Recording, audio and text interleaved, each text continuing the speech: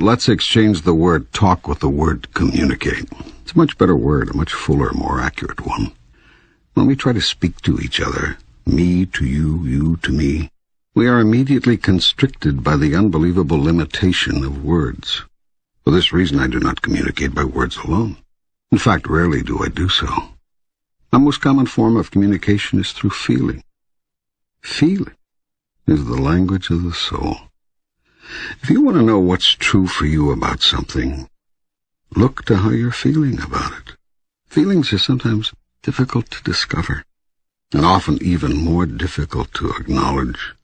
Yet hidden in your deepest feelings is your highest truth. The trick is to get to those feelings. I will show you how. Again, if you wish. I also communicate with thought. Thought and feelings are not the same, although they can occur at the same time. In communicating with thought, I often use images and pictures. For this reason, thoughts are more effective than mere words as tools of communication. In addition to feelings and thoughts, I also use the vehicle of experience as a grand communicator. And finally, when feelings and thoughts and experience all fail, I use words. Words are really the least effective communicator. They are most open to misinterpretation, most often misunderstood. Why is that? It is because of what words are. Words are merely utterances, noises that stand for feelings, thoughts, and experience. They are symbols, signs, insignias. They're not truth. They're not the real thing. Words may help you understand something. Experience allows you to know. Yet there are some things you cannot experience. So I've given you other tools of knowing, and these are called feelings. And so, too, thoughts. Now, the supreme irony here is that you've all placed so much importance on the Word of God, and so little on the experience. In fact, you place so little value on experience that when what you experience of God differs from what you've heard of God, you automatically discard the experience and own the words, when it should be just the other way around. Your experience and your feelings about a thing represent what you factually and intuitively know about that thing. Words can only seek to symbolize what you know, and can often confuse what you know. These, then, are the tools with which I communicate. Yet they are not the methods. For not all feelings, not all thoughts, not all experience, and not all words are from me. Many words have been uttered by others in my name. Many thoughts and many feelings have been sponsored by causes not of my direct creation. Many experiences result from these. The challenge is one of discernment. The difficulty is knowing the difference between messages from God and data from other sources. Discrimination is a simple matter with the application of a basic rule. Mine is always your highest thought, your clearest word, your grandest feeling. Anything less is from another source. Now the task of differentiation becomes easy, for it should not be difficult even for the beginning student to identify the highest, the clearest, and the grandest. Yet will I give you these guidelines. The highest thought is always that thought which contains joy. The clearest words are those words which contain truth. The grandest feeling is that feeling which you call love. Joy, truth, love. These three are interchangeable, and one always leads to the other. It matters not in which order they are placed. Having with these guidelines determined which messages are mine and which have come from another source, the only question remaining is whether my messages will be heeded. Most of my messages are not. Some because they seem too good to be true. Others because they seem too difficult to follow. Many because they are simply misunderstood. Most because they are not received. My most powerful messenger is experience, and even this you ignore. Especially this you ignore. Your world would not be in its present condition were you to have simply listened to your experience. The result of your not listening to your experience is that you keep reliving it over and over again. For my purpose will not be thwarted, nor my will be ignored. You will get the message, sooner or later. I will not force you to, however. I will never coerce you. For I have given you a free will, the power to do as you choose. And I will never take that away from you, ever. And so I will continue sending you the same messages over and over again, throughout the millennia, and to whatever corner of the universe you occupy. Endlessly will I send you my messages, until you have received them and held them close, calling them your own. My messages will come in 100 forms, at 1,000 moments across 1,000,000 years. You cannot miss them if you truly listen. You cannot ignore them once truly heard. Thus will our communication begin in earnest. For in the past, you have only talked to me, praying to me, interceding with me, beseeching me. Yet now can I talk back to you, even as I'm doing here. How can I know this communication is from God? How do I know this is not my own imagination? What would be the difference? Do you not see that I could just as easily work through your imagination as anything else? I will bring you the exact right thoughts, words, or feelings at any given moment, suited precisely to the purpose at hand, using one device or several. You will know these words are from me because you, of your own accord, have never spoken so clearly. Had you already spoken so clearly on these questions, you would not be asking them. To whom does God communicate? Are there special people? Are there special times? All people are special, and all moments are golden. There's no person and there's no time one more special than another. Many people choose to believe that God communicates in special ways and only with special people. This removes the mass of the people from responsibility for hearing my message, much less receiving it, which is another matter, and allows them to take someone else's word for everything. You don't have to listen to me, for you've already decided that others have heard from me on every subject, and you have them to listen to. By listening to what other people think they heard me say, you don't have to think at all. This is the biggest reason for most people turning from my messages on a personal level. If you acknowledge that you are receiving my messages directly, then you are responsible for interpreting them. It is far safer and much easier to accept the interpretation of others, even others who have lived 2,000 years ago, than seek to interpret the message you may very well be receiving in this moment now. Yet I invite you to a new form of communication with God, a two-way communication. In truth, it is you who have invited me, for I have come to you in this form, right now, in answer to your call. Why do some people, take Christ for example, seem to hear more of your communication than others?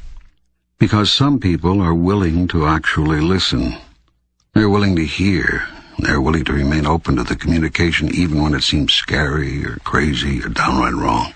We should listen to God even when what's being said seems wrong? Especially when it seems wrong. If you think you are right about everything, who needs to talk with God? Go ahead and act on all that you know. But notice that you've all been doing that since time began. And look at what shape the world is in. Clearly, you've missed something. Obviously, there's something you don't understand. That which you do understand must seem right to you, because right is a term you use to designate something with which you agree. What you've missed will, therefore, appear at first to be wrong. The only way to move forward on this is to ask yourself, what would happen if everything I thought was wrong was actually right? Every great scientist knows about this. When what a scientist does is not working, a scientist sets aside all of the assumptions and starts over. All great discoveries have been made from a willingness and ability to not be right. And that's what's needed here. You cannot know God until you stop telling yourself that you already know God. You cannot hear God until you stop thinking that you've already heard God. I cannot tell you my truth until you stop telling me yours. But my truth about God comes from you. Who said so? Others. What others? Leaders, ministers, rabbis, priests, books, the Bible, for heaven's sake. Those are not authoritative sources. They aren't. No. Then what is? Listen to your feelings. Listen to your highest thoughts. Listen to your experience. Whenever any of these differ from what you've been told by your teachers or read in your books, forget the words. Words are the least reliable purveyor of truth.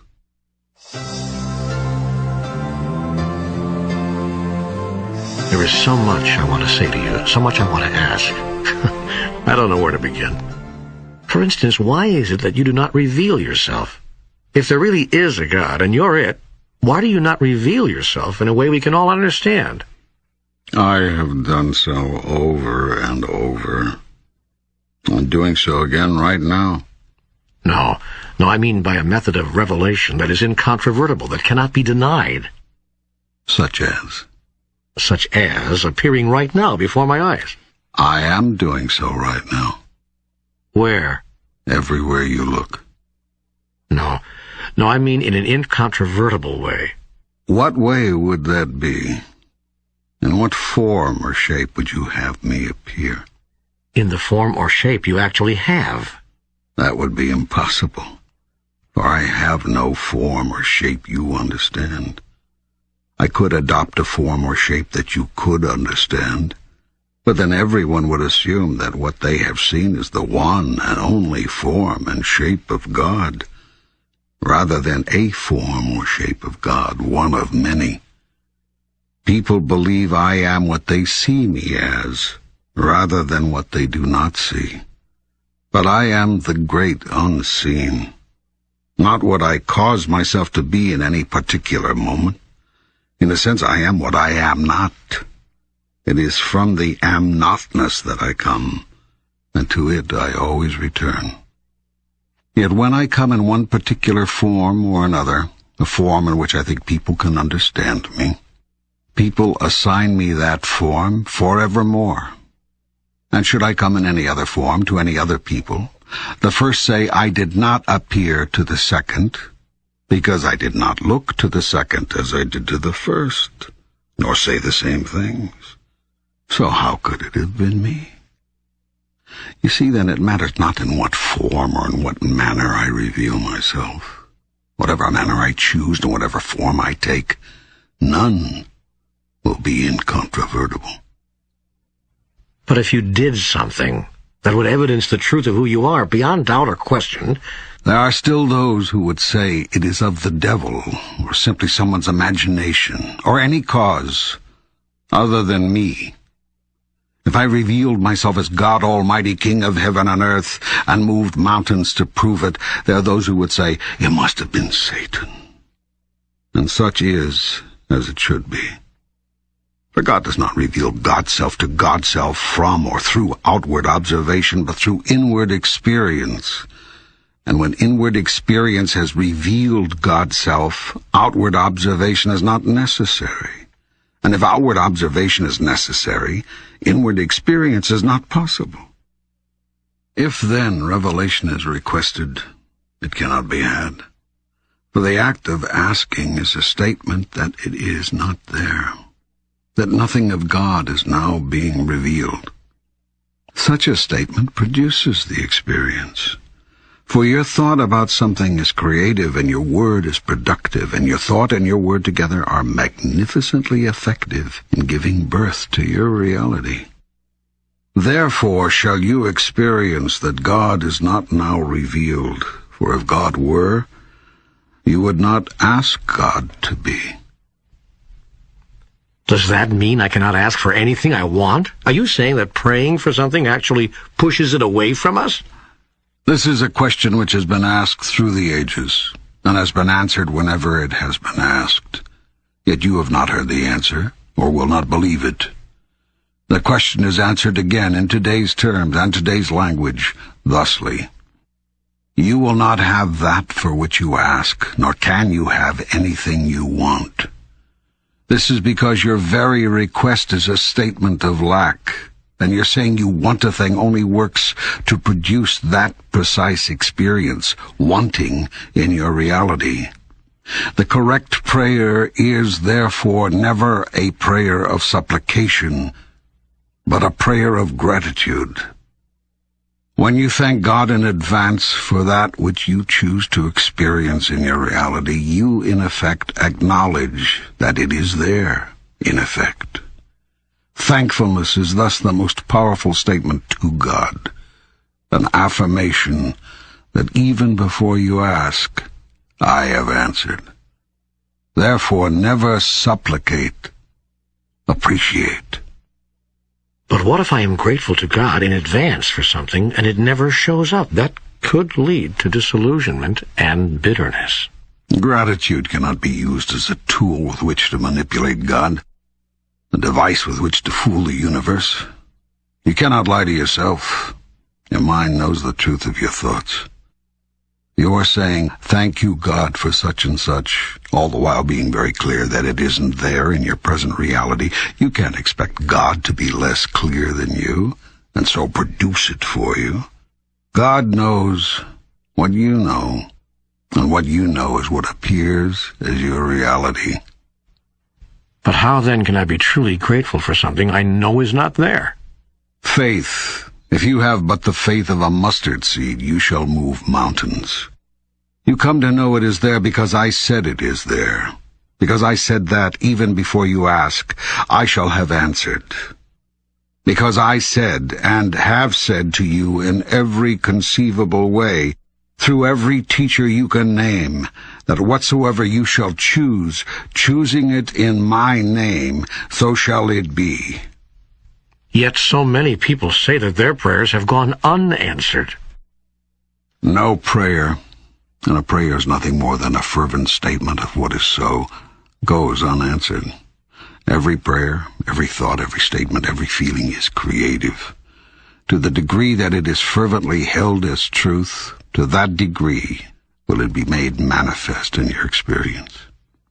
When it is said that a prayer has not been answered, what has in actuality happened is that the most fervently held thought, word, or feeling has become operative. Yet what you must know, and here's the secret, is that always it is the thought behind the thought, what might be called the sponsoring thought, that is the controlling thought. If therefore you beg and supplicate, there seems a much smaller chance that you will experience what you think you are choosing, because the sponsoring thought behind every supplication is that you do not have now what you wish. That sponsoring thought becomes your reality. The only sponsoring thought which could override this thought is the thought held in faith that God will grant whatever is asked without fail.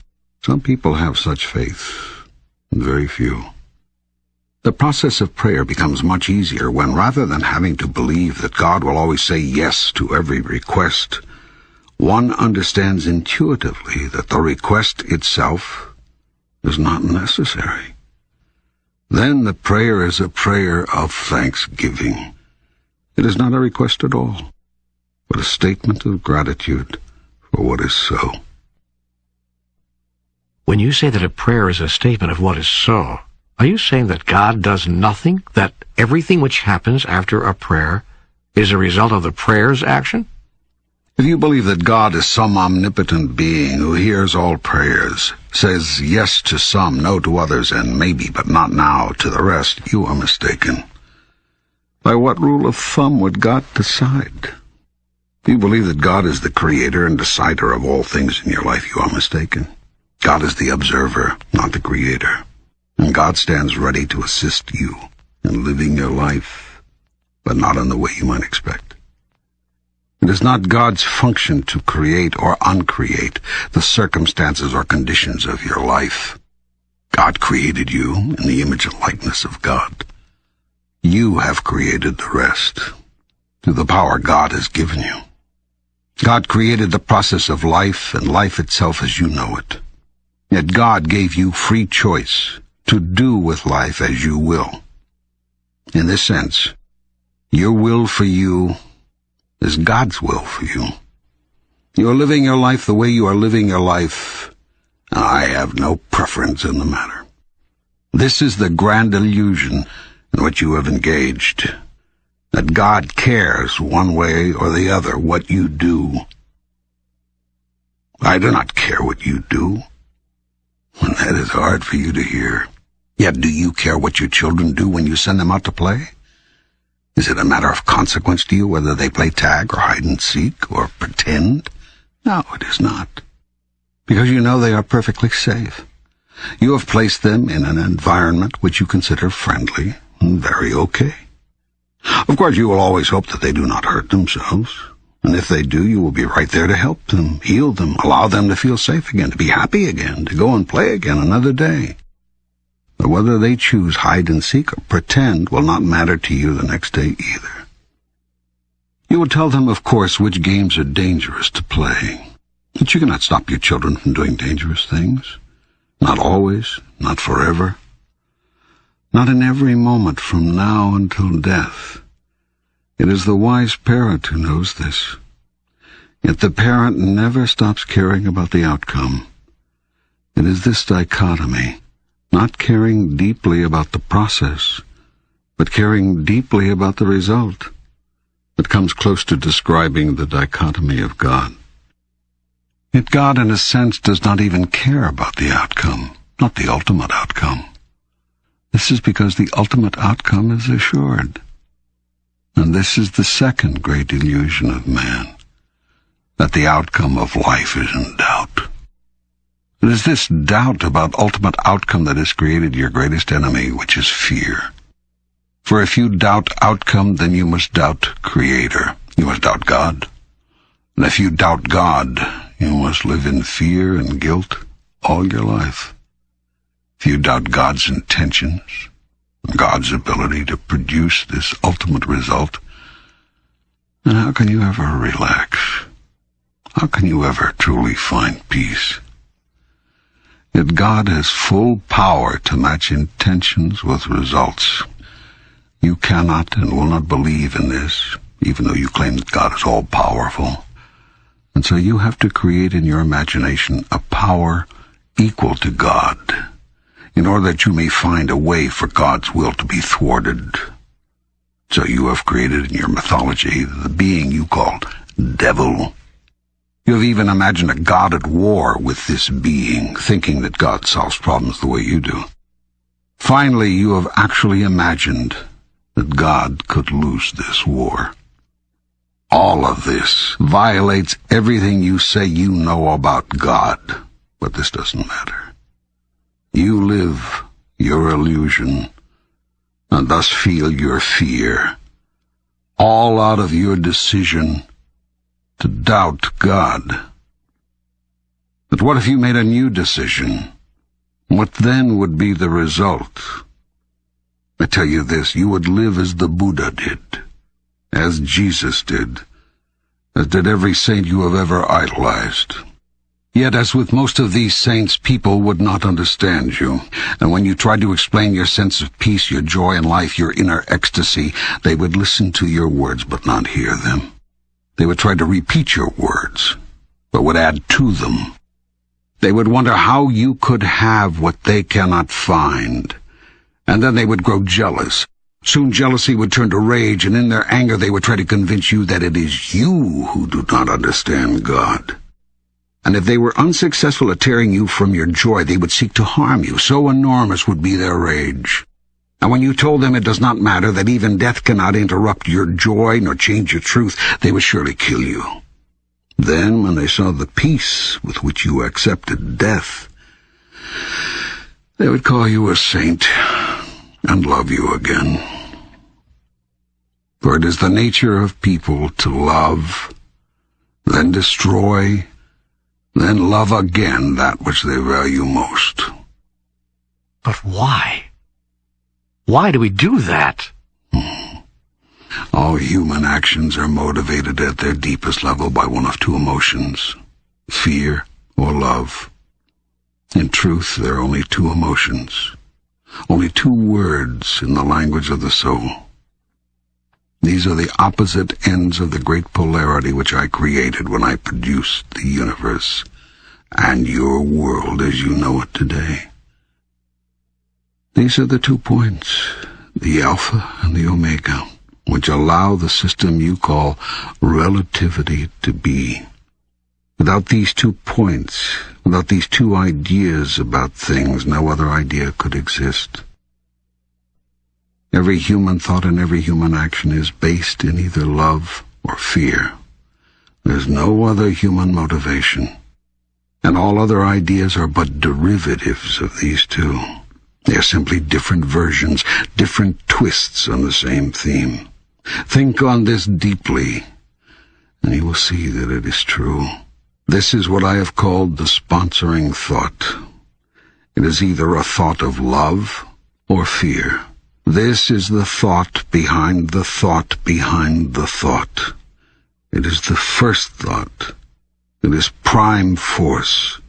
It is the raw energy that drives the engine of human experience. And here is how human behavior produces repeat experience after repeat experience. It is why humans love, then destroy, then love again. Always there's the swing from one emotion to the other. Love sponsors, fear sponsors, love sponsors fear. And the reason is found in the first lie.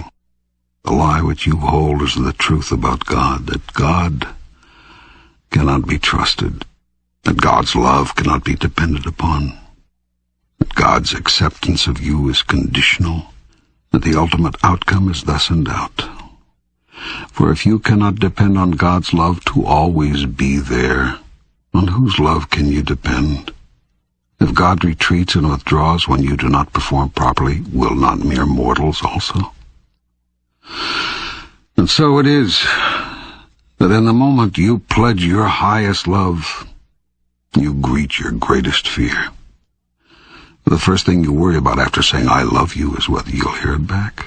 And if you hear it back, then you begin immediately to worry that the love you have just found you will lose. And so all action becomes a reaction, defense against loss, even as you seek to defend yourself against the loss of God. Yet if you knew who you are, that you are the most magnificent, the most remarkable, the most splendid being God has ever created, you would never fear. For who could reject such wondrous magnificence?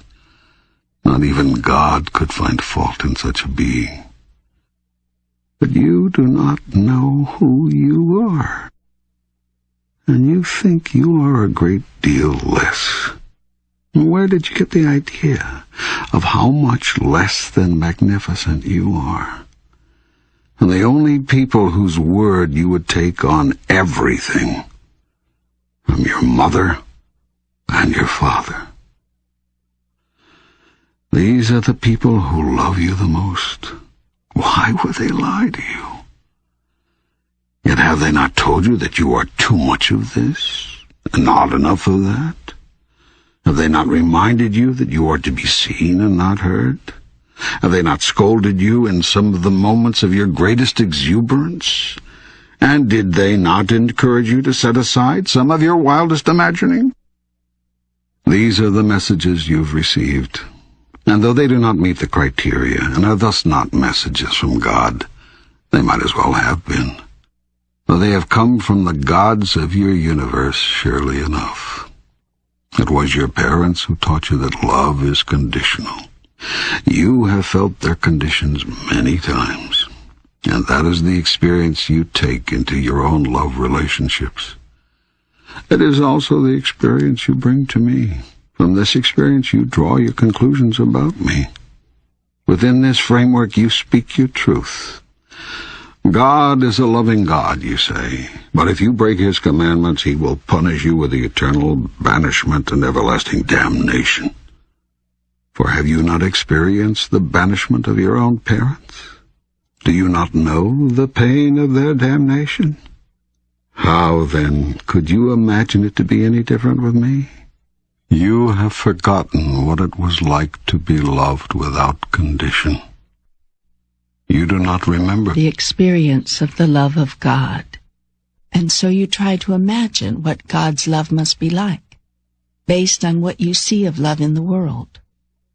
You have projected the role of parent onto God, and have thus come up with a God who judges and rewards or punishes based on how good he feels about what you've been up to. But this is a simplistic view of God, based on your mythology. It has nothing to do with who I am. Having thus created an entire thought system about God based on human experience rather than spiritual truths, you then create an entire reality around love. It is a fear-based reality, rooted in the idea of a fearful, vengeful God. Its sponsoring thought is wrong, but to deny that thought would be to disrupt your whole theology.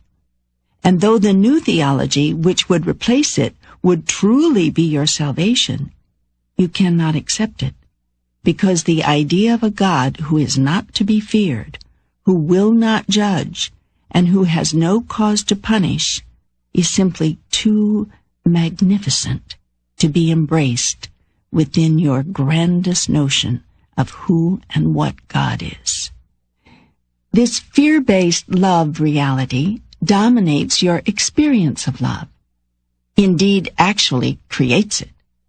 For not only do you see yourself receiving love which is conditional, you also watch yourself giving it in the same way. And even while you withhold and retreat and set your conditions, a part of you knows this is not what love really is. Still, you seem powerless to change the way you dispense it. You've learned the hard way, you tell yourself, and you'll be damned if you're going to leave yourself vulnerable again. Yet the truth is, you'll be damned if you don't. By your own mistaken thoughts about love, do you damn yourself never to experience it purely. So too, do you damn yourself never to know me as I really am. Until you do. For you shall not be able to deny me forever.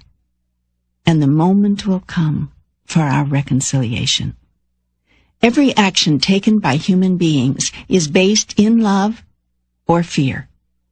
Not simply those dealing with relationships. Decisions affecting business, industry, politics, religion, the education of your young, the social agenda of your nations, the economic goals of your society, choices involving war, peace, attack, defense, aggression, submission, determinations to covet or give away, to save or to share, to unite or to divide. Every single free choice you ever undertake arises out of one of the only two possible thoughts there are, a thought of love or a thought of fear. Fear is the energy which contracts, closes down, draws in, runs, hides, hoards, harms. Love is the energy which expands, opens up, sends out, stays, reveals, shares, heals. Fear wraps our bodies in clothing. Love allows us to stand naked. Fear clings to and clutches all that we have. Love gives all that we have away. Fear holds close. Love holds dear. Fear grasps. Love lets go. Fear rankles. Love soothes. Fear attacks. Love amends. Every human thought, word, or deed is based in one emotion or the other. You have no choice about this, because there is nothing else from which to choose. But you have free choice about which of these to select. You make it sound so easy. And yet in the moment of decision, fear wins more often than not. Why is that? You've been taught to live in fear. You have been told about the survival of the fittest, and the victory of the strongest, and the success of the cleverest. Precious little is said about the glory of the most loving. And so you strive to be the fittest, the strongest, the cleverest, in one way or another. And if you see yourself as something less than this in any situation, you fear loss, for you've been told that to be less is to lose. And so, of course, you choose the action fear sponsors, for that is what you've been taught. Yet I teach you this. When you choose the action love sponsors, then you will do more than survive. Then you will do more than win. Then you will do more than succeed. Then will you experience the full glory of who you really are and who you can be. To do this, you must turn aside the teachings of your well-meaning but misinformed worldly tutors and hear the teachings of those whose wisdom comes from another source. There are many such teachers among you, as always there have been, for I will not leave you without those who would show you, teach you, guide you, and remind you of these truths. Yet the greatest reminder is not anyone outside you, but the voice within you. This is the first tool that I use, because it is the most accessible. The voice within is the loudest voice with which I speak, because it is the closest to you. It is the voice which tells you whether everything else is true or false, right or wrong, good or bad, as you have defined it. It is the radar that sets the course, steers the ship, guides the journey, if you but let it. It is the voice which tells you right now whether the very words you are listening to are words of love or words of fear. By this measure can you determine whether they are words to heed or words to ignore. You said that when I always choose the action that love sponsors, then I will experience the full glory of who I am and who I can be. Will you expand on this, please? There is only one purpose for all of life, and that is for you and all that lives to experience fullest glory. Everything else you say, think, or do is attendant to that function. There is nothing else for your soul to do, and nothing else your soul wants to do. The wonder of this purpose is that it is never ending. An ending is a limitation, and God's purpose is without such a boundary. Should there come a moment in which you experience yourself in your fullest glory, you will in that instant imagine an ever greater glory to fulfill. The more you are, the more you can become. And the more you can become, the more you can yet be. The deepest secret is that life is not a process of discovery, but a process of creation. You are not discovering yourself, but creating yourself anew. Seek, therefore, not to find out who you are. Seek to determine who you want to be. There are those who say that life is a school, that we are here to learn specific lessons, that once we graduate, we can go on to larger pursuits, no longer shackled by the body. Is this correct? It is another part of your mythology based on human experience. Life is not a school? Nope. We're not here to learn lessons? Nope. Well, then why are we here? To remember and recreate who you are. I've told you over and over again, you do not believe me, yet that is well as it should be. For truly, if you do not create yourself as who you are, that you cannot be. Okay, all right, you've lost me. Let's go back to this school bit. I've heard teacher after teacher tell us that life is a school. I'm frankly shocked to hear you deny that. School is a place you go if there is something you do not know that you want to know. It is not a place you go if you already know a thing and simply want to experience your knowingness. Life, as you call it, is an opportunity for you to know experientially what you already know conceptually. you need learn nothing to do this.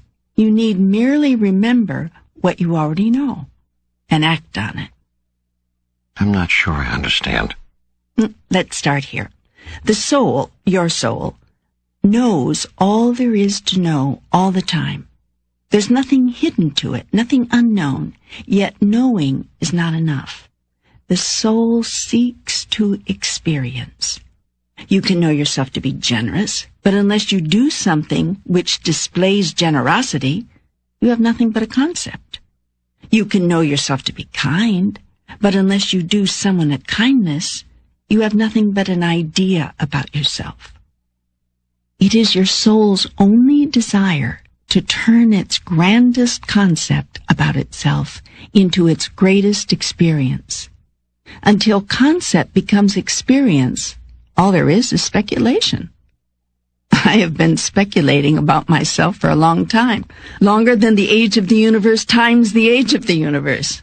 You see then how young it is, how new is my experience of myself. Wait, you've lost me again. Your experience of yourself? Yes, let me explain it to you this way. In the beginning, that which is all there was, and there was nothing else. Yet, all that is could not know itself, because all that is all there was, and there was nothing else. And so all that is was not. For in the absence of something else, all that is not.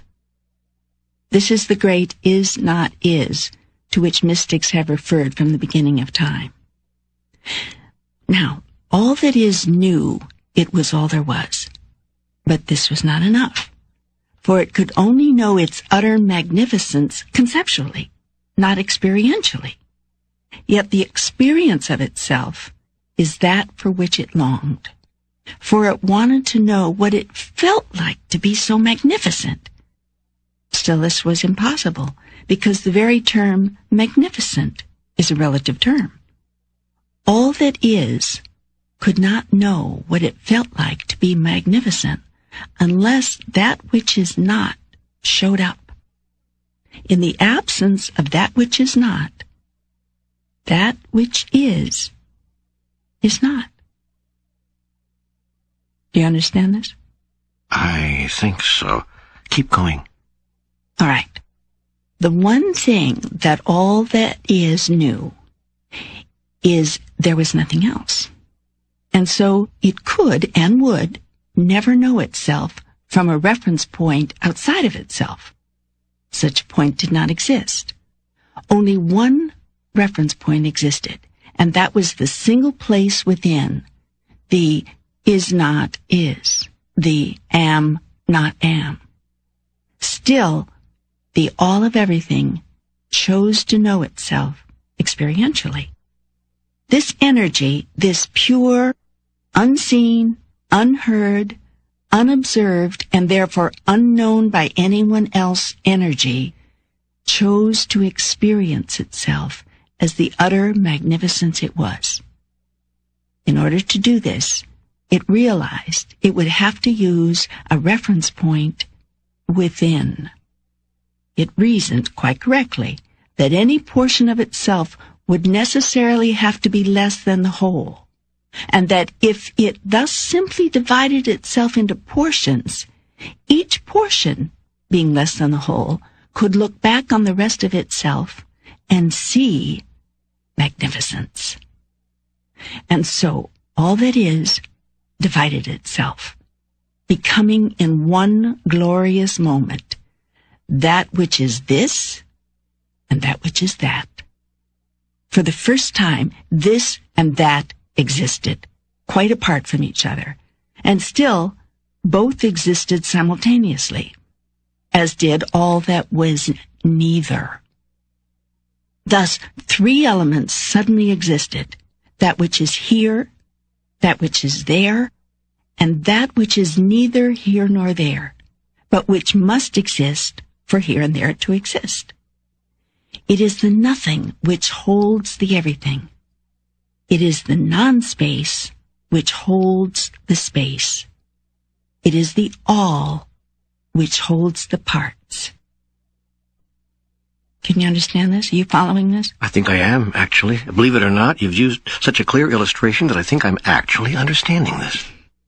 I'm going to go further. Now, this nothing which holds the everything is what some people call God. Yet that is not accurate either, for it suggests that there is something God is not, namely everything that is not nothing. But I am all things, seen and unseen. So this description of me as the great unseen, the no thing, or the space between, an essentially Eastern mystical definition of God, is no more accurate than the essentially Western practical description of God as all that is seen. Those who believe that God is all that is and all that is not are those whose understanding is correct. Now, in creating that which is here and that which is there, God made it possible for God to know itself. In the moment of this great explosion from within, God created relativity, the greatest gift God ever gave to itself. Thus, relationship is the greatest gift God ever gave to you, a point to be discussed in detail later. From the no thing, thus sprang the everything. A spiritual event entirely consistent, incidentally, with what your scientists call the Big Bang Theory.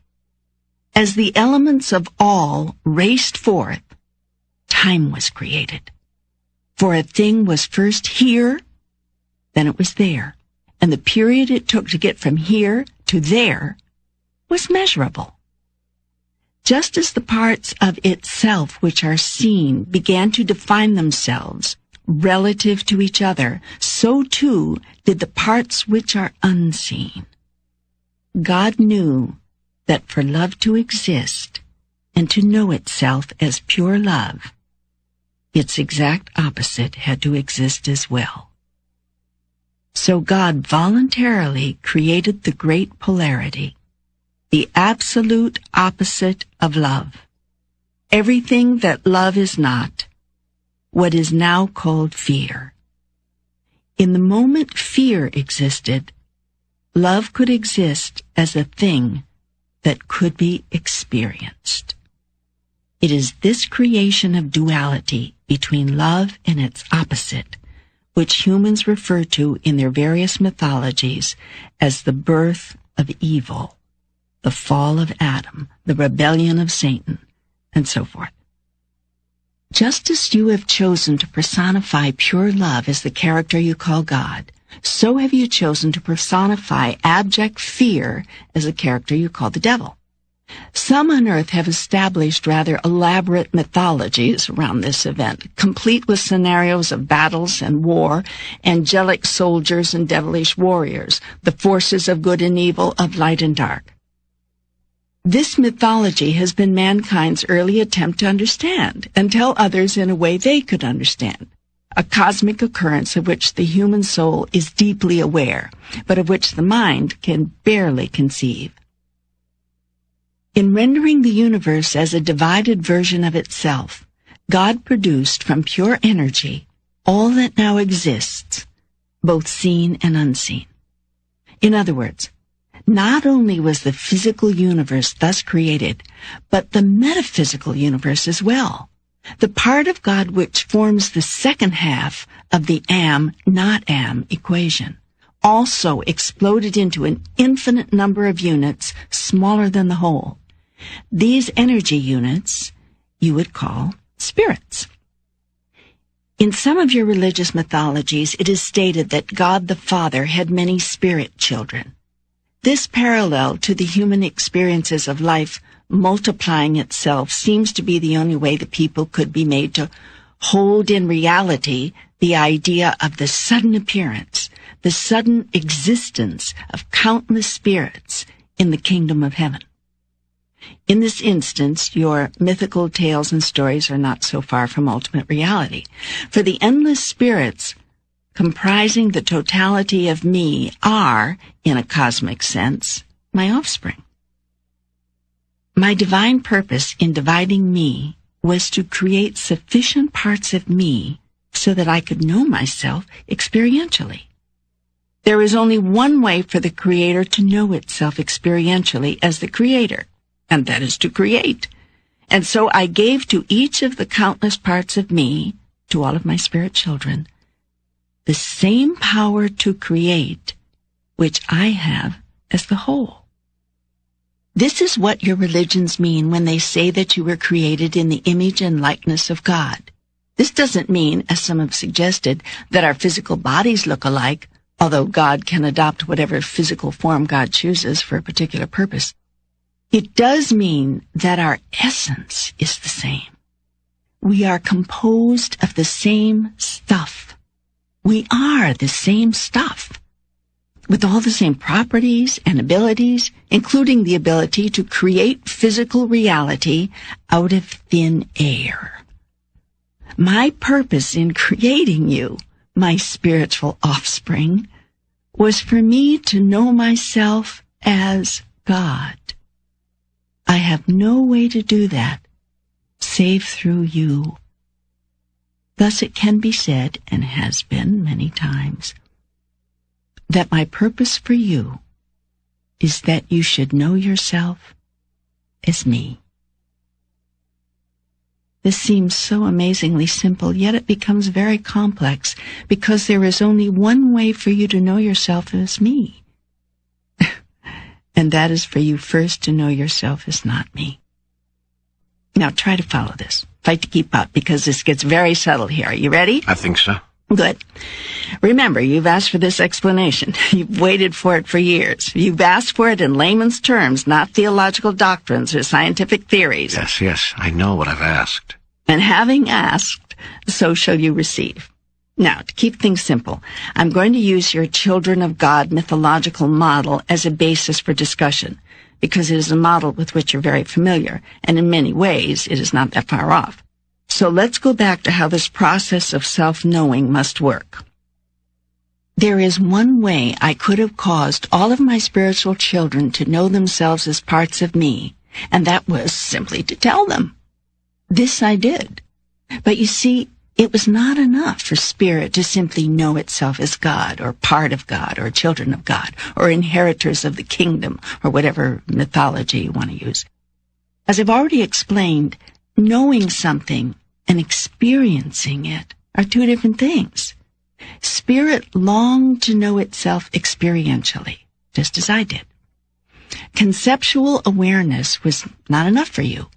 So I devised a plan.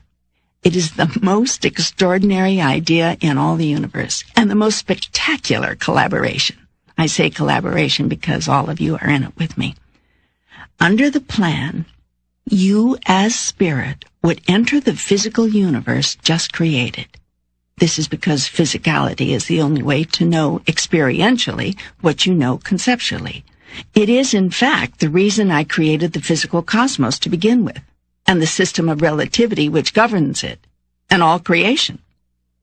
Once in the physical universe, you, my spirit children, could experience what you know of yourself, but first you had to come to know the opposite.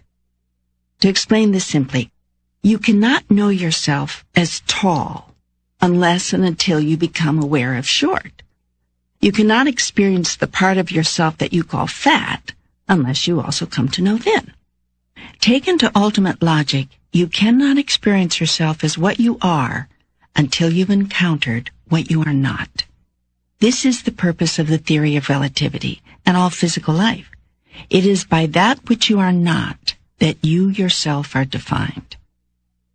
Now, in the case of the ultimate knowing, in the case of knowing yourself as the Creator, you cannot experience yourself as Creator unless and until you create. And you cannot create yourself until you uncreate yourself. In a sense, you have to first not be in order to be. Do you follow? I think... Stay with it. Of course, there's no way for you to not be who and what you are. You simply are that, pure creative spirit. Have been, always, and always will be. So you did the next best thing. You caused yourself to forget who you really are. Upon entering the physical universe, you relinquished your remembrance of yourself. This allows you to choose to be who you are, rather than simply wake up in the castle, so to speak. It is in the act of choosing to be, rather than simply being told that you are a part of God, that you experience yourself as being at total choice, which is what, by definition, God is. Yet, how can you have a choice about something over which there is no choice? You cannot not be my offspring, no matter how hard you try. But you can forget. You are, have always been, and will always be a divine part of the divine whole, a member of the body. That is why the act of rejoining the whole, of returning to God, is called remembrance. You actually choose to remember who you really are, or to join together with the various parts of you to experience the all of you, which is to say, the all of me. Your job on earth, therefore, is not to learn, because you already know, but to remember who you are, and to remember who everyone else is. That is why a big part of your job is to remind others, that is, to remind them, so that they can remember also. All the wonderful spiritual teachers have been doing just that. It is your sole purpose. That is to say, your sole purpose. My God, this is so simple and so symmetrical. I mean, it all fits in. It suddenly all fits. I see now a picture I've never quite put together before. Good. That's good. That is the purpose of this dialogue. You have asked me for answers. I have promised I would give them to you. You will render my words accessible to many people. It is part of your work. Now you have many questions, many inquiries to make about life. We have here placed the foundation. We've laid the groundwork for other understandings. Let's go to the other questions, and don't worry, if there is something about what we've just gone through you do not understand, it'll all become clear to you soon enough. There's so much I want to ask. There's so many questions. I suppose I should start with the big ones, the obvious ones. Like, why is the world in the shape it's in? Of all the questions man has asked of God, this is the one asked most often. From the beginning of time, man has asked it. From the first moment to this, you have wanted to know, why must it be like this? The classic posing of the question is usually something like, if God is all perfect and all loving, why would God create pestilence and famine, war and disease, earthquakes and tornadoes and hurricanes, and all manner of natural disaster, deep personal disappointment and worldwide calamity? The answer to this question lies in the deeper mystery of the universe and the highest meaning of life. I do not show my goodness by creating only what you call perfection all around you. I do not demonstrate my love by not allowing you to demonstrate yours. As I've already explained, you cannot demonstrate love until you can demonstrate not loving. A thing cannot exist without its opposite, except in the world of the absolute. Yet the realm of the absolute was not sufficient for either you or me. I existed there in the always, and it is from where you too have come. In the absolute, there is no experience, only knowing. Knowing is a divine state. Yet the grandest joy is in being. Being is achieved only after experience. The evolution is this: knowing, experiencing, being. This is the Holy Trinity, the triune that is God. God the Father is knowing, the parent of all understandings, the begetter of all experience, for you cannot experience that which you do not know. God the Son is experiencing, the embodiment, the acting out of all that the Father knows of itself, for you cannot be that which you have not experienced. God the Holy Spirit is being, the disembodiment of all that the Son has experienced of itself, the simple, exquisite isness possible only through the memory of the knowing and experiencing. This simple being is bliss. It is God's state after knowing and experiencing itself. It is that for which God yearned in the beginning. Of course, you're well past the point where you must have it explained to you that the Father-Son descriptions of God have nothing to do with gender. I use here the picturesque speech of your most recent scriptures. Much earlier holy writings placed this metaphor in a mother-daughter context. Neither is correct. Your mind can best hold the relationship as parent-offspring, or that which gives rise to and that which is risen. Adding the third part of the Trinity produces this relationship: that which gives rise to, that which is risen, that which is. This triune reality is God's signature. It is the divine pattern. The three-in-one is everywhere found in the realms of the sublime. You cannot escape it in matters dealing with time and space, God and consciousness, or any of the subtle relationships. On the other hand, you will not find the triune truth in any of life's gross relationships. The triune truth is recognized in life's subtle relationships by everyone dealing with such relationships. Some of your religionists have described the triune truth as Father, Son, and Holy Ghost. Some of your psychiatrists use the terms superconscious, conscious, and subconscious. Some of your spiritualists say mind, body, and spirit. Some of your scientists see energy, matter, ether. Some of your philosophers say a thing is not true for you until it is true in thought, word, and deed. When discussing time, you speak of 3 times only: past, present, future. Similarly, there are 3 moments in your perception: before, now, and after. In terms of spatial relationships, whether considering the points in the universe or various points in your own room, you recognize here, there, and the space in between. In matters of gross relationships, you recognize no in-between. That is because gross relationships are always dyads, whereas relationships of the higher realm are invariably triads. Hence, there is left-right, up-down, big-small, fast-slow, hot-cold, and the greatest dyad ever created, male and female.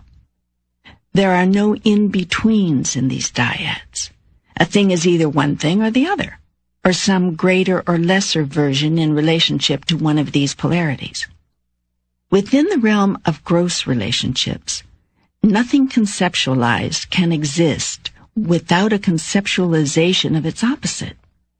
Most of your day-to-day experience is foundationed in this reality. Within the realm of sublime relationships, nothing which exists has an opposite.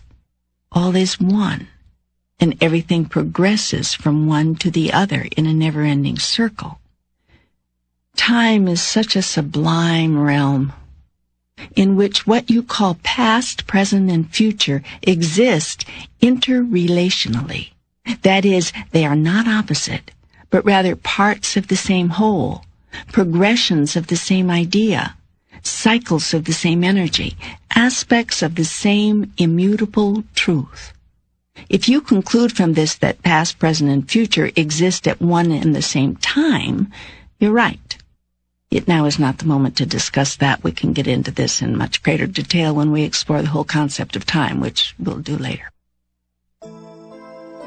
The world is the way it is because it could not be any other way and still exist in the gross realm of physicality. Earthquakes and hurricanes, floods and tornadoes, and other of what you call natural disasters are but movements of the elements from one polarity to the other. The whole birth-death cycle is part of this movement. These are the rhythms of life, and everything in gross reality is subject to them, because life itself is a rhythm. It is a wave, a vibration, a pulsation at the very heart of the all that is. Illness and disease are opposites of health and wellness, and are made manifest in your reality at your behest. You cannot be ill without at some level causing yourself to be, and you can be well again in a moment by simply deciding to be. Deep personal disappointments are responses which are chosen, and worldwide calamities are the result of worldwide consciousness. Your question infers that I choose these events, that it is my will and desire they should occur. Yet I do not will these things into being. I merely observe you doing so. And I do nothing to stop them, because to do so would be to thwart your will. That in turn would deprive you of the God experience, which is the experience you and I have chosen together. Do not condemn, therefore, all that you would call bad in the world. Rather ask yourself, what about this have you judged bad, and what, if anything, you wish to do to change it? Inquire within rather than without, asking, what part of myself do I wish to experience now in the face of this calamity? What aspect of being do I choose to call forth? For all of life exists as a tool of your own creation, and all of its events merely present themselves as opportunities for you to decide and be who you are. This is true for every soul, and so you see there are no victims in the universe, only creators. The masters who have walked this planet all knew this. That is why, no matter which master you might name, none imagined themselves to be victimized, though many were truly crucified. Each soul is a master, though some do not remember their origins or their heritages. Yet each creates the situation and the circumstance for its own highest purpose and its own quickest remembering, in each moment called now. Judge not, then, the karmic path walked by another. Envy not success, nor pity failure, for you know not what is success or failure in the soul's reckoning. Call not a thing calamity, nor joyous event, until you decide or witness how it is used. For is a death a calamity if it saves the lives of thousands? And is a life a joyous event if it has caused nothing but grief? Yet even this you should not judge, but keep always your own counsel and allow others theirs. This does not mean ignore a call for help, nor the urging of your own soul to work toward the change of some circumstance or condition. It does mean avoiding labels and judgment while you do whatever you do. For each circumstance is a gift, and in each experience is hidden a treasure.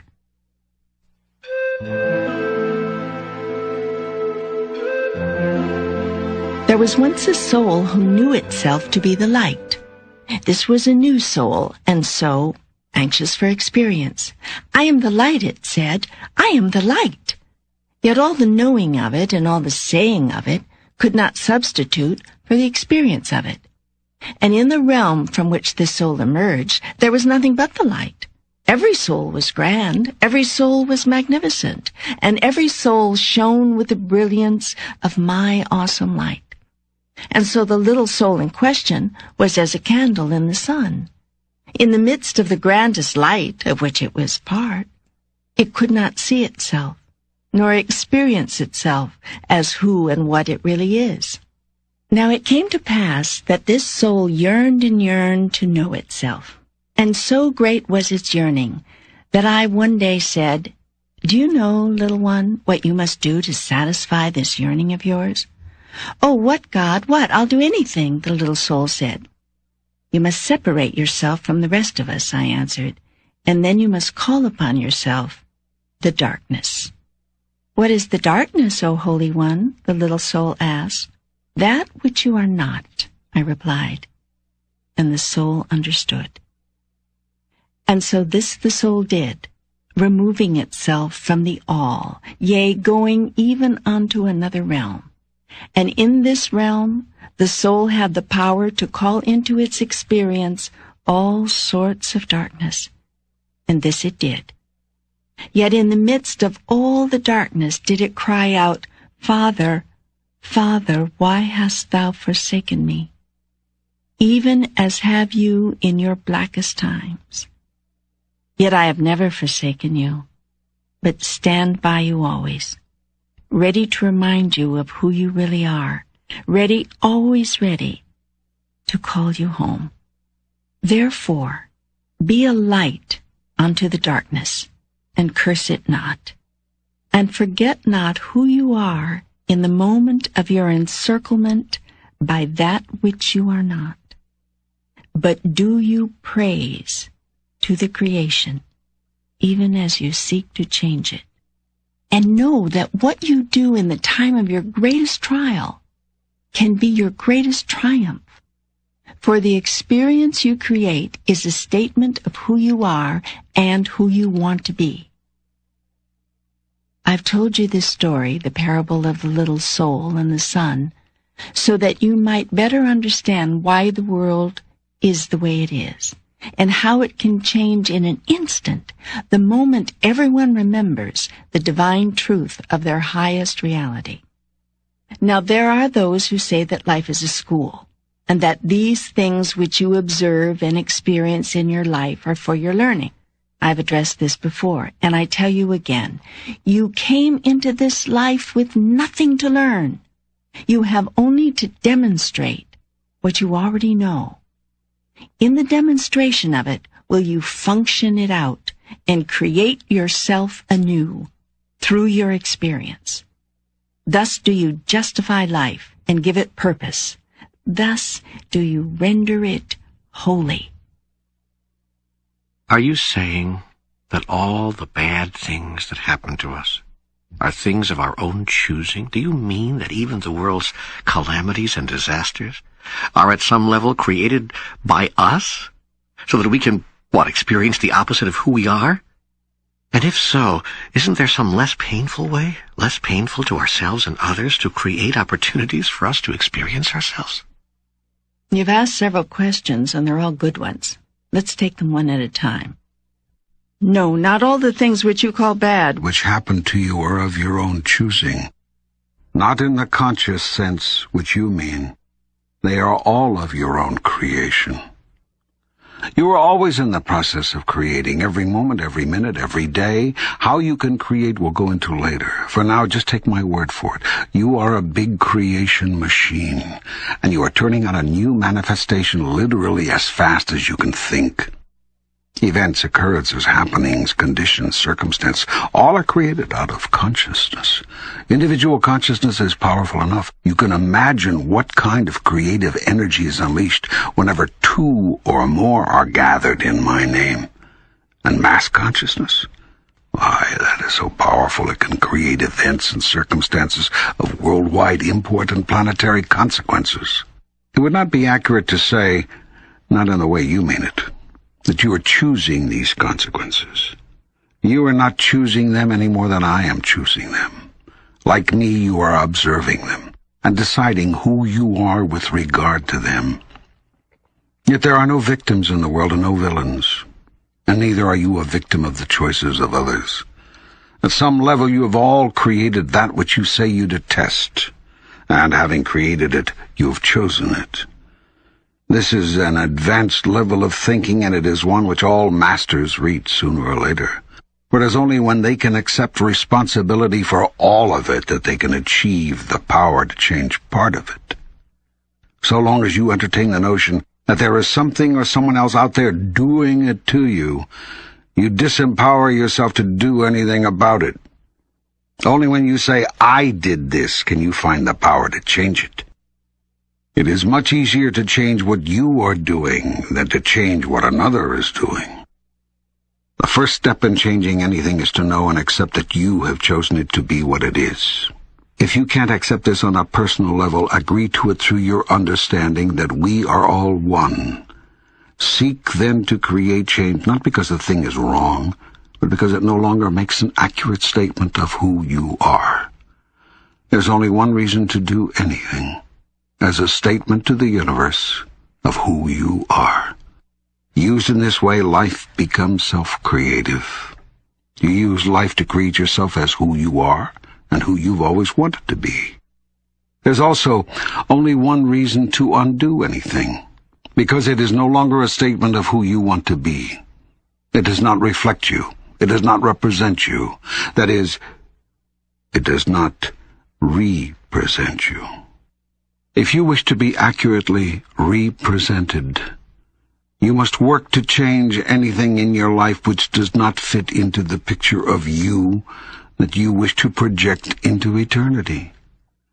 In the largest sense, all the bad things that happen are of your choosing. The mistake is not in choosing them, but in calling them bad. For in calling them bad, you call yourself bad, since you created them. This label you cannot accept, so rather than label yourself bad, you disown your own creations. It is this intellectual and spiritual dishonesty which lets you accept a world in which conditions are as they are. If you had to accept or even felt a deep inner sense of personal responsibility for the world, it would be a far different place. This would certainly be true if everyone felt responsible.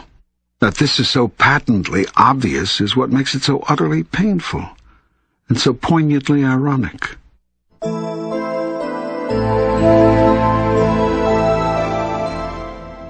The world's natural calamities and disasters, its tornadoes and hurricanes, volcanoes and floods, its physical turmoils, are not created by you specifically. What is created by you is the degree to which these events touch your life. Events occur in the universe which no stretch of the imagination could claim you instigated or created. These events are created by the combined consciousness of man. All of the world co-creating together produces these experiences. What each of you do individually is move through them, deciding what, if anything, they mean to you, and who and what you are in relationship to them. Thus, you create collectively and individually the life and times you are experiencing for the sole purpose of evolving. You've asked if there's a less painful way to undergo this process, and the answer is yes. Yet nothing in your outward experience will have changed. The way to reduce the pain which you associate with earthly experiences and events, both yours and those of others, is to change the way you behold them. You cannot change the outer event, for that has been created by the lot of you, and you are not grown enough in your consciousness to alter individually that which has been created collectively. So you must change the inner experience. This is the road to mastery in living. Nothing is painful in and of itself. Pain is the result of wrong thought. It is an error in thinking. A master can disappear the most grievous pain. In this way, the master heals. Pain results from a judgment you have made about a thing. Remove the judgment, and the pain disappears. Judgment is often based upon previous experience. Your idea about a thing derives from a prior idea about that thing. Your prior idea results from a still prior idea, and that idea from another, and so forth, like building blocks, until you get all the way back in the Hall of Mirrors to what I call first thought. All thought is creative, and no thought is more powerful than original thought. That is why this is sometimes also called original sin. Original sin is when your first thought about a thing is in error. That error is then compounded many times over each time you have a second or third thought about a thing. It is the job of the Holy Spirit to inspire you to new understandings that can free you from your mistakes. Are you saying that I shouldn't feel badly about the starving children of Africa? The violence and injustice in America? The earthquake that kills hundreds in Brazil? There are no shoulds or shouldn'ts in God's world. Do what you want to do. Do what reflects you, what represents you as a grander version of yourself. If you want to feel bad, feel bad. But judge not, and neither condemn. For you know not why a thing occurs, nor to what end. And remember you this, that which you condemn will condemn you, and that which you judge, you will one day become. Rather, seek to change those things, or support others who are changing those things, which no longer reflect your highest sense of who you are. Yet, bless all, for all is the creation of God, through life living, and that is the highest creation. Could we just stop here for a minute and let me catch my breath? Did I hear you say there are no shoulds or shouldn'ts in God's world? That is correct. How can that be? If there are none in your world, where would they be? Indeed, where? I repeat the question. Where else would shoulds and shouldn'ts appear if not in your world? In your imagination. But those who have taught me all about the rights and wrongs, the do's and don'ts, the shoulds and shouldn'ts, told me all those rules were laid down by you, by God. And those who taught you were wrong. I have never set down a right or wrong, a do or a don't. To do so would be to strip you completely of your greatest gift, the opportunity to do as you please, and experience the results of that, the chance to create yourself anew in the image and likeness of who you really are, the space to produce a reality of a higher and higher you based on your grandest idea of what it is of which you are capable. To say that something, a thought, a word, an action, is wrong would be as much as to tell you not to do it. To tell you not to do it would be to prohibit you. To prohibit you would be to restrict you. To restrict you would be to deny the reality of who you really are, as well as the opportunity for you to create and experience that truth. There are those who say that I have given you free will, yet these same people claim that if you do not obey me, I will send you to hell. What kind of free will is that? Does this not make a mockery of God? To say nothing of any sort of true relationship between us? Well, now we're getting into another area I wanted to discuss, and that's this whole business about heaven and hell. From what I'm gathering here, there's no such thing as hell. There is hell, but it is not what you think, and you do not experience it for the reasons you have been given. What is hell? It is the experience of the worst possible outcome of your choices, decisions, and creations. It is the natural consequence of any thought which denies me or says no to who you are in relationship to me. It is the pain you suffer through wrong thinking. Yet even the term wrong thinking is a misnomer, because there is no such thing as that which is wrong. Hell is the opposite of joy. It is unfulfillment. It is knowing who and what you are and failing to experience that. It is being less. That is hell, and there is none greater for your soul. But hell does not exist as this place you have fantasized, where you burn in some everlasting fire, exist in some state of everlasting torment. What purpose could I have in that? Even if I did hold the extraordinarily ungodly thought that you did not deserve heaven, why would I have a need to seek some kind of revenge or punishment for your failing? Wouldn't it be a simple matter for me to just dispose of you? What vengeful part of me would require that I subject you to eternal suffering of a type and at a level beyond description? If you answer, the need for justice, would not a simple denial of communion with me in heaven serve the ends of justice?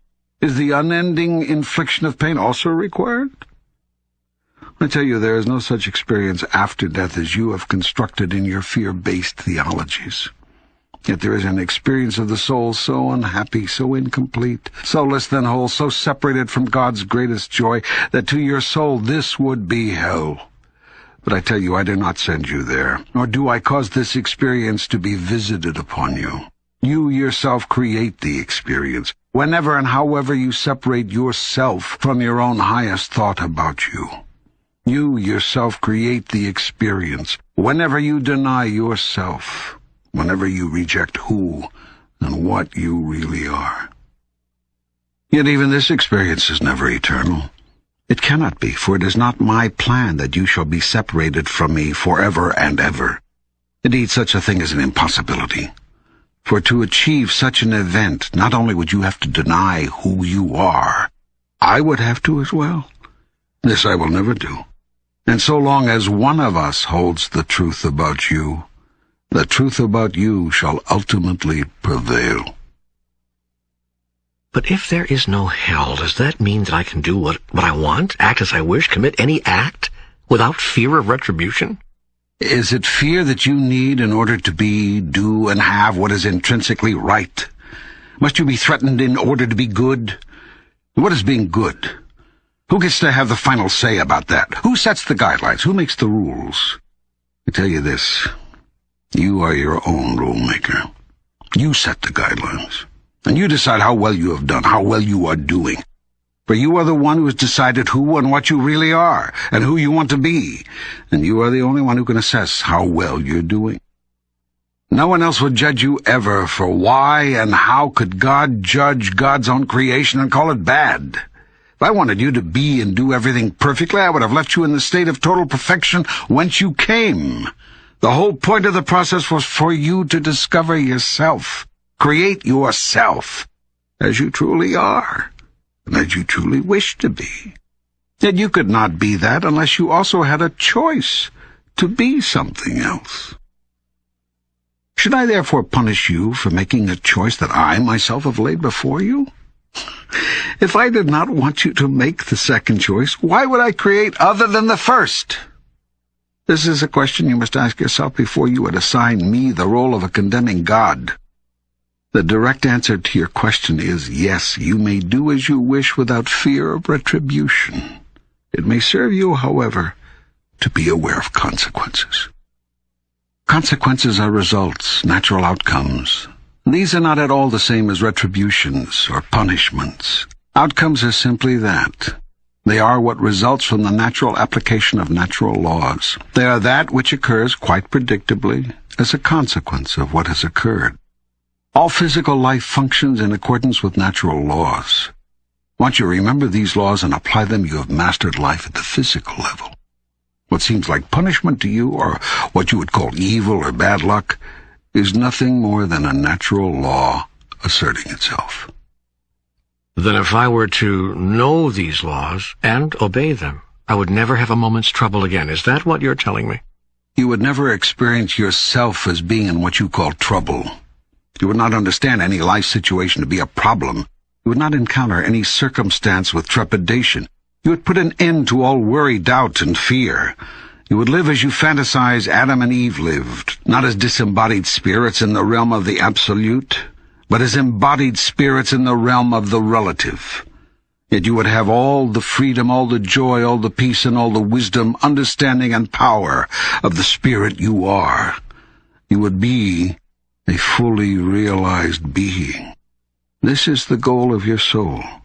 This is its purpose, to fully realize itself while in the body, to become the embodiment of all that it really is. This is my plan for you. This is my ideal, that I should become realized through you. That thus, concept is turned into experience, that I might know myself experientially. The laws of the universe are laws that I laid down. They are perfect laws, creating perfect function of the physical. Have you ever seen anything more perfect than a snowflake? Its intricacy, its design, its symmetry, its conformity to itself and originality from all else, all are a mystery. You wonder at the miracle of this awesome display of nature. Yet if I can do this with a single snowflake, what think you I can do, have done, with the universe? Were you to see the symmetry of it, the perfection of its design, from the largest body to the smallest particle, you would not be able to hold the truth of it in your reality. Even now, as you get glimpses of it, you cannot yet imagine or understand its implications. Yet you can know there are implications, far more complex and far more extraordinary than your present comprehension can embrace. Shakespeare said it wonderfully. There are more things in heaven and earth, Horatio, than are dreamt of in your philosophy. Then how can I know these laws? How can I learn them? It is not a question of learning, but of remembering. How can I remember them? Begin by being still. Quiet the outer world, so that the inner world might bring you sight. This insight is what you seek, yet you cannot have it while you are so deeply concerned with your outer reality. Seek, therefore, to go within as much as possible, and when you are not going within, come from within as you deal with the outside world. Remember this axiom: if you do not go within, you go without. Put it in the first person as you repeat it to make it more personal. If I do not go within, I go without. You have been going without all your life, yet you do not have to and never did. There is nothing you cannot be, there is nothing you cannot do, there is nothing you cannot have. Well, that sounds like a pie-in-the-sky promise. What other kind of promise would you have God make? Would you believe me if I promised you less?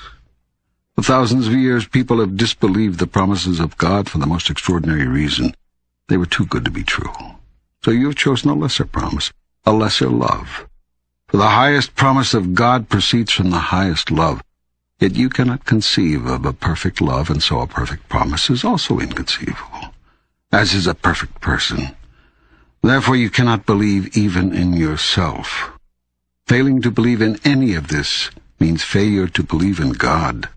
For belief in God produces belief in God's greatest gift, unconditional love, and God's greatest promise, unlimited potential. May I interrupt you here? I hate to interrupt God when he's on a roll, but I've heard this talk of unlimited potential before, and it doesn't square with the human experience.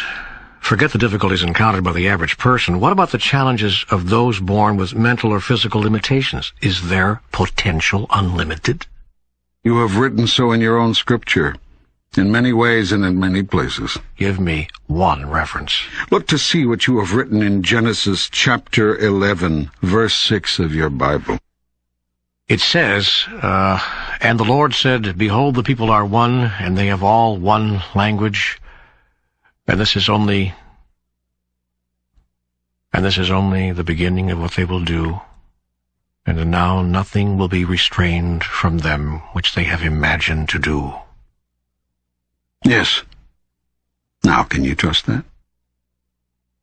Well, that does not answer the question of the feeble, the infirm, the handicapped, those who are limited. You think they are limited, as you put it, not of their choice? Do you imagine that a human soul encounters life challenges, whatever they may be, by accident? Is this your imagining?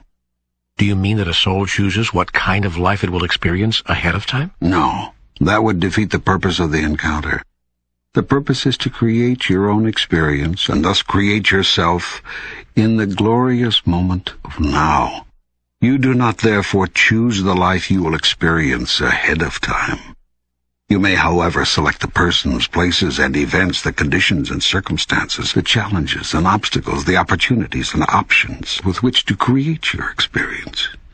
You may select the colors for your palette, the tools for your chest, the machinery for your shop. What you create with these is your business. That is the business of life. Your potential is unlimited in all that you've chosen to do. Do not assume that a soul which has been incarnated in a body which you call limited has not reached its full potential, for you do not know what that soul was trying to do. You do not understand its agenda. You are unclear as to its intent. Therefore, bless every person and condition and give thanks. Thus you affirm the perfection of God's creation and show your faith in it. For nothing happens by accident in God's world, and there is no such thing as coincidence. nor is the world buffeted by random choice or something you call fate. If a snowflake is utterly perfect in its design, do you not think the same could be said about something as magnificent as your life? But even Jesus healed the sick. Why would he heal them if their condition was so perfect? Jesus did not heal those he healed because he saw their condition as imperfect. He healed those he healed because he saw those souls asking for healing as part of their process. He saw the perfection of the process. He recognized and understood the soul's intention. Had Jesus felt that all illness, mental or physical, represented imperfection, would he not have simply healed everyone on the planet all at once? Do you doubt that he could do this? No, I believe he could have. Good. Then the mind begs to know, why did he not do it? Why would the Christ choose to have some suffer and others be healed? For that matter, why does God allow any suffering at any time? This question has been asked before, and the answer remains the same. There is perfection in the process, and all life arises out of choice. It is not appropriate to interfere with choice, nor to question it. It is particularly inappropriate to condemn it. What is appropriate is to observe it, and then to do whatever might be done to assist the soul in seeking and making a higher choice. Be watchful, therefore, of the choices of others, but not judgmental. Know that their choice is perfect for them in this moment now. Yet stand ready to assist them should the moment come when they seek a newer choice, a different choice, a higher choice. Move into communion with the souls of others, and their purpose, their intention will be clear to you. This is what Jesus did with those he healed. And with all those whose lives he touched, Jesus healed all those who came to him or who sent others to him, supplicating for them. He did not perform a random healing. To have done so would have been to violate a sacred law of the universe. Allow each soul to walk its path. But does that mean we must not help anyone without being asked? Surely not. Or we would never be able to help the starving children of India, or the tortured masses of Africa, or the poor, or the downtrodden anywhere. All humanitarian effort would be lost, all charity forbidden. Must we wait for an individual to cry out to us in desperation, or for a nation of people to plead for help, before we're allowed to do what is obviously right? You see, the question answers itself. If a thing is obviously right, do it. Remember to exercise extreme judgment regarding what you call right and wrong. A thing is only right or wrong because you say it is. A thing is not right or wrong intrinsically. It isn't. Rightness or wrongness is a subjective judgment in a personal value system. By your subjective judgments do you create yourself. By your personal values do you determine and demonstrate who you are. The world exists exactly as it is so that you may make these judgments. If the world existed in perfect condition, your life process of self-creation would be terminated. It would end. A lawyer's career would end tomorrow were there no more litigation. A doctor's career would end tomorrow were there no more illness. A philosopher's career would end tomorrow were there no more questions. And God's career would end tomorrow were there no more problems. Precisely. You have put it perfectly. We, all of us, would be through creating were there nothing more to create.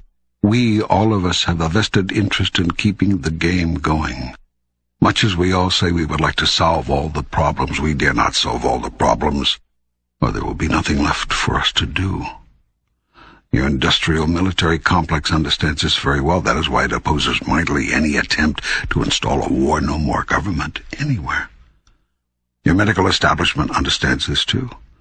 That is why it staunchly opposes. It has to for its own survival, any new miracle drug or cure, to say nothing of the possibility of miracles themselves. Your religious community also holds this clarity. That is why it attacks uniformly any definition of God, which does not include fear, judgment, and retribution, and any definition of self, which does not include their own idea of the only path to God. If I say to you, you are God, where does that leave religion? If I say to you, you are healed, where does that leave science and medicine? If I say to you, you shall live in peace, where does that leave the peacemakers? If I say to you, the world is fixed. Where does that leave the world? What now of plumbers? The world is filled with essentially two kinds of people. Those who give you things you want and those who fix things.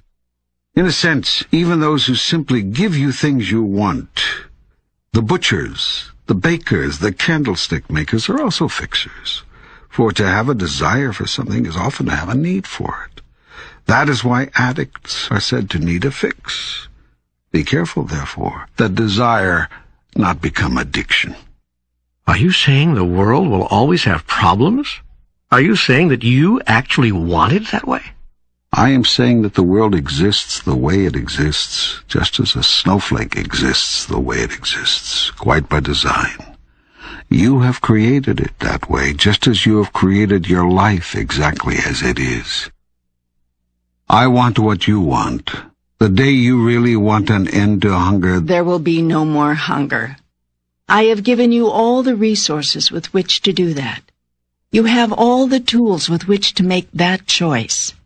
You have not made it. Not because you cannot make it. The world could end world hunger tomorrow. You choose not to make it. You claim that there are good reasons that 40,000 people a day must die of hunger.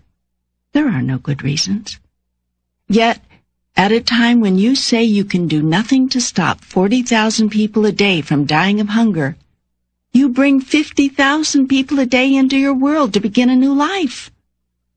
And this you call love. This you call God's plan. It is a plan which totally lacks logic or reason, to say nothing of compassion. I am showing you in stark terms that the world exists the way it exists because you have chosen for it to. You are systematically destroying your own environment, then pointing to so-called natural disasters as evidence of God's cruel hoax or nature's harsh ways. You have played the hoax on yourself, and it is your ways which are cruel. Nothing is more gentle than nature. And nothing has been more cruel to nature than man. Yet you step aside from all involvement in this, deny all responsibility. It is not your fault, you say. And in this you are right. It is not a question of fault. It is a matter of choice.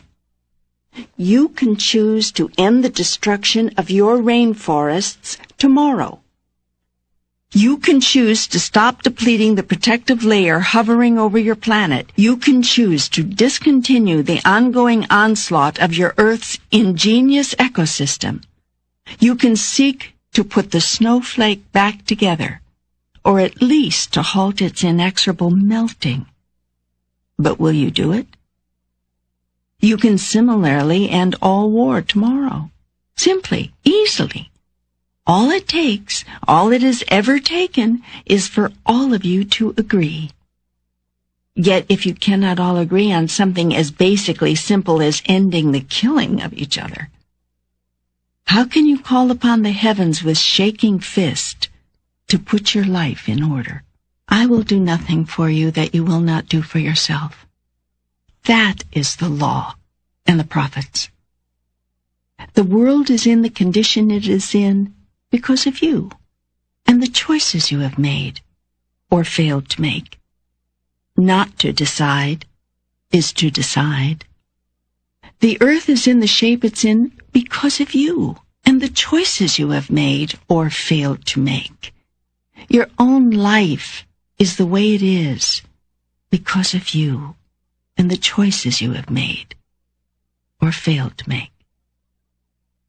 But I did not choose to get hit by that truck. I did not choose to get mugged by that robber or raped by that maniac. People could say that. There are people in the world who could say that. You are all at root cause for the conditions which exist, which create in the robber the desire or the perceived need to steal. You have all created the consciousness which makes rape possible. It is when you see in yourself that which caused the crime that you begin at last to heal the condition from which it sprang. Feed your hungry. Give dignity to your poor. Grant opportunity to your less fortunate. End the prejudice which keeps masses huddled and angry, with little promise of a better tomorrow. Put away your pointless taboos and restrictions upon sexual energy. Rather, help others to truly understand its wonder and to channel it properly. Do these things, and you will go a long way toward ending robbery and rape forever. As for the so-called accident, the truck coming around the bend, the brick falling from the sky, learn to greet each such incident as a small part of a larger mosaic. You have come here to work out an individual plan for your own salvation. Yet salvation does not mean saving yourself from the snares of the devil. There is no such thing as the devil, and hell does not exist. You are saving yourself from the oblivion of non-realization. You cannot lose in this battle. You cannot fail. Thus it is not a battle at all, but simply a process. Yet if you do not know this, you will see it as a constant struggle. You may even believe in the struggle long enough to create a whole religion around it. This religion will teach that struggle is the point of it all. This is a false teaching. It is in not struggling that the process proceeds. It is in surrendering that the victory is won. Accidents happen because they do. Certain elements of the life process have come together in a particular way at a particular time with particular results, results which you choose to call unfortunate for your own particular reasons. Yet they may not be unfortunate at all, given the agenda of your soul. I tell you this, there is no coincidence, and nothing happens by accident. Each event and adventure is called to yourself by yourself in order that you might create and experience who you really are. All true masters know this. That is why mystic masters remain unperturbed in the face of the worst experiences of life, as you would define them. The great teachers of your Christian religion understand this. They know that Jesus was not perturbed by the crucifixion, but expected it. He could have walked away, but he did not.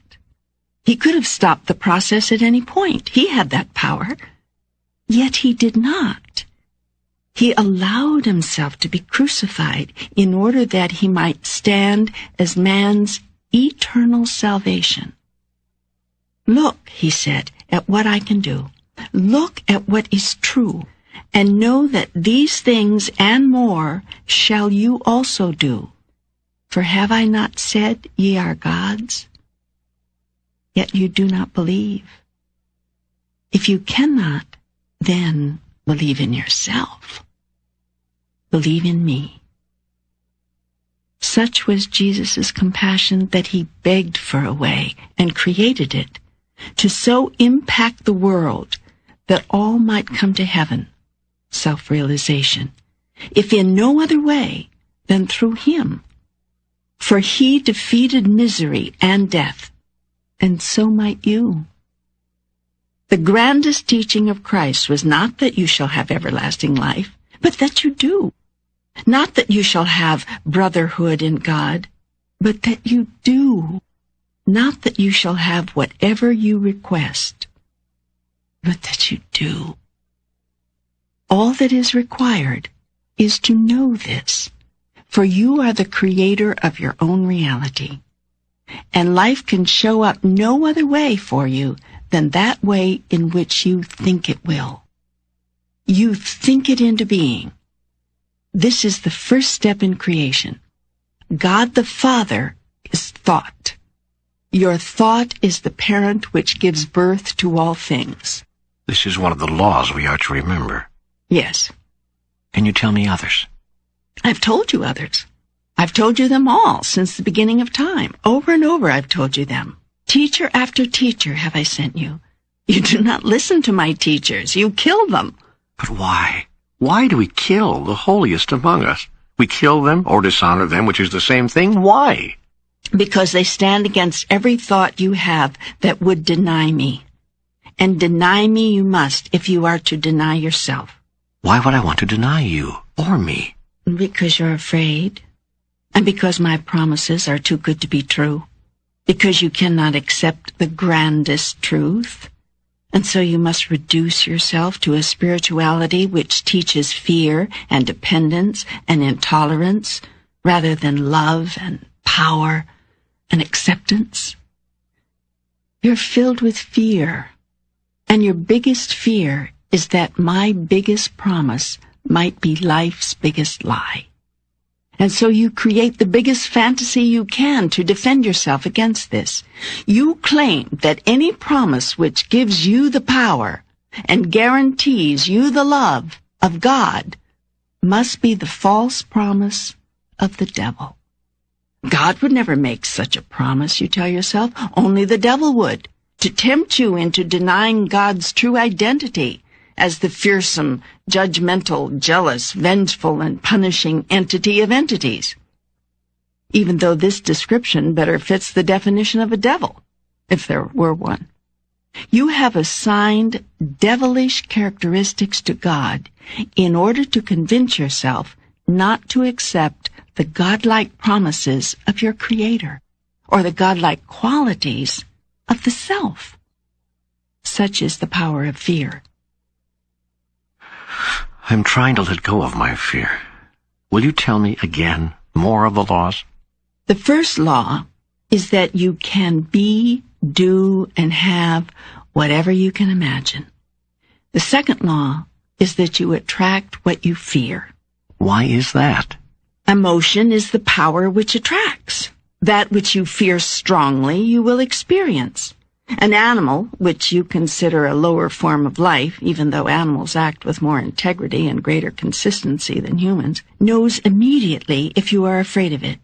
Plants, which you consider an even lower form of life, respond to people who love them far better than to those who couldn't care less. None of this is by coincidence. There is no coincidence in the universe. Only a grand design, an incredible snowflake. Emotion is energy in motion. When you move energy, you create effect. If you move enough energy, you create matter. Matter is energy conglomerated, moved around, shoved together. If you manipulate energy long enough in a certain way, you get matter. Every master understands this law. It's the alchemy of the universe. It's the secret of all life. Thought is pure energy.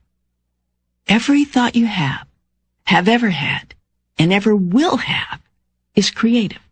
The energy of your thought never, ever dies. Ever. It leaves your being and heads out into the universe, extending forever. A thought is forever. All thoughts congeal. All thoughts meet other thoughts, crisscrossing in an incredible maze of energy, forming an ever-changing pattern of unspeakable beauty and unbelievable complexity. Like energy attracts like energy, forming, to use simple words, clumps of energy of like kind. When enough similar clumps crisscross each other, run into each other, they stick to each other. To use another simple term, it takes an incomprehensibly huge amount of similar energy sticking together thusly to form matter. But matter will form out of pure energy. In fact, that is the only way it can form. Once energy becomes matter, it remains matter for a very long time, unless its construction is disrupted by an opposing or dissimilar form of energy. This dissimilar energy, acting upon matter, actually dismembers the matter, releasing the raw energy of which it was composed. This is, in elementary terms, the theory behind your atomic bomb. Einstein came closer than any other human being, before or since, to discovering, explaining, and functionalizing the creative secret of the universe. You should now better understand how people of like mind can work together to create a favored reality.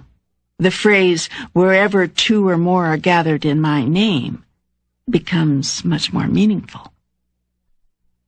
Of course, when entire societies think a certain way, very often astonishing things happen, not all of them necessarily desirable. For instance, a society living in fear very often, actually, inevitably, produces in form that which it fears most.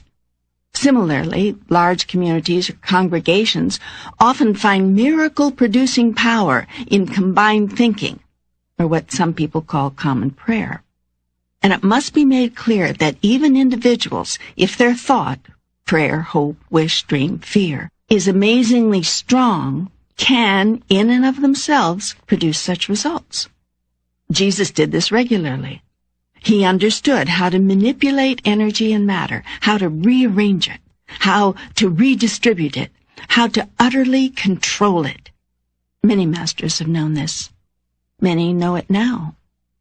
You can know it right now.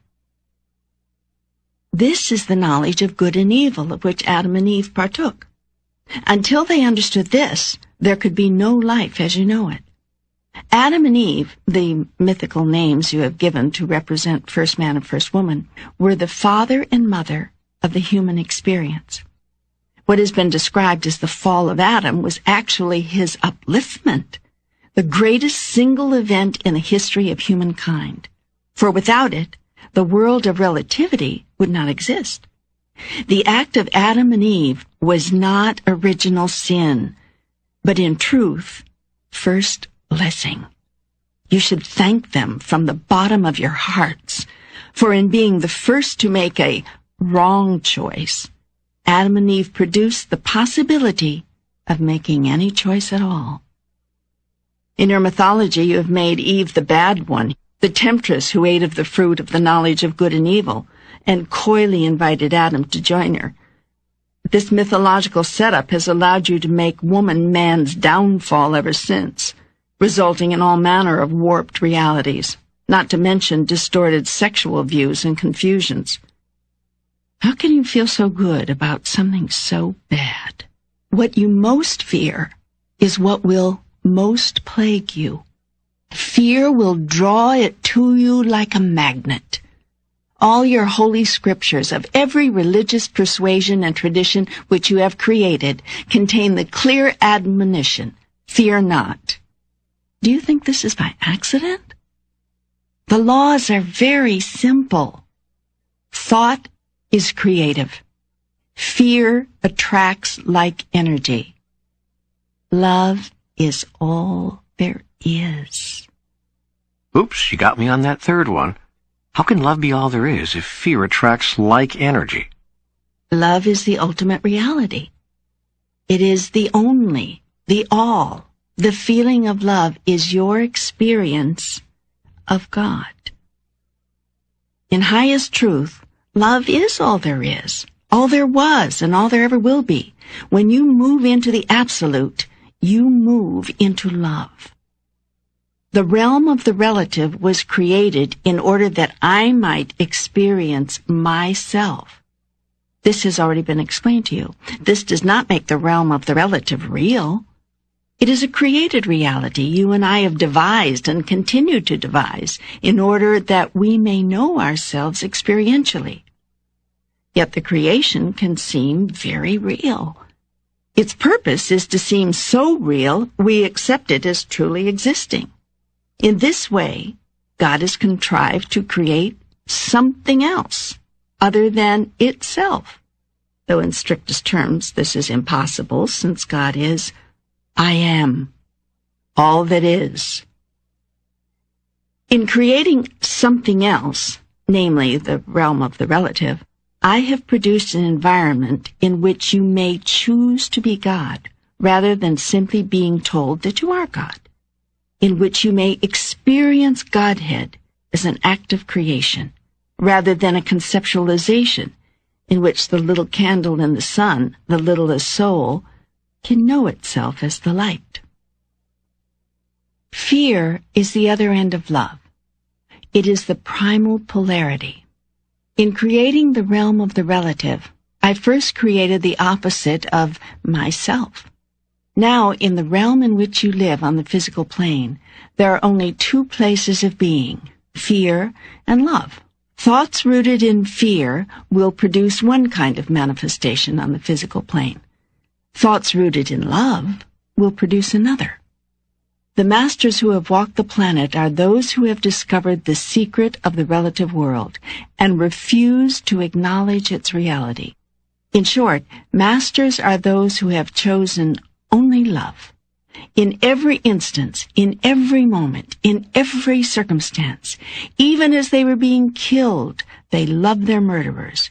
Even as they were being persecuted, they loved their oppressors. This is very difficult for you to understand, much less emulate. Nevertheless, it is what every master has ever done. It doesn't matter what the philosophy, it doesn't matter what the tradition, it doesn't matter what the religion. It is what every master has done. This example and this lesson has been laid out so clearly for you, time and time again, over and over has it been shown to you. Through all the ages and in every place, through all your lifetimes and in every moment, the universe has used every contrivance to place this truth before you, in song and story, in poetry and dance, in words and in motion. In pictures of motion, which you call motion pictures, and in collections of words, which you call books. From the highest mountain it has been shouted. In the lowest place its whisper has been heard. Through the corridors of all human experience has this truth been echoed. Love is the answer. Yet you have not listened. Now come you to this conversation, asking God again what God has told you countless times in countless ways. Yet I will tell you again, here. Will you listen now? Will you truly hear?